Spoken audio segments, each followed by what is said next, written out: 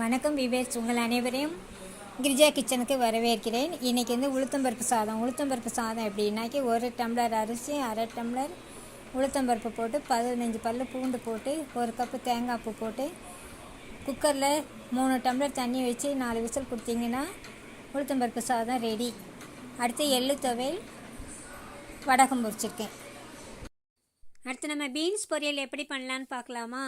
பீன்ஸும் கேரட்டும் வாஷ் பண்ணிவிட்டு நல்லா பொடி பொடியாக நறுக்கிட்டு குக்கரில் போட்டு ஒரு அரை டம்ளர் தண்ணி விட்டு பீன்ஸும் கேரட்டும் முங்குற அளவுக்கு தண்ணி ஊற்றி மஞ்சத்தூள் உப்புத்தூள் போட்டு நல்லா வேக வச்சு எடுத்துக்கோங்க.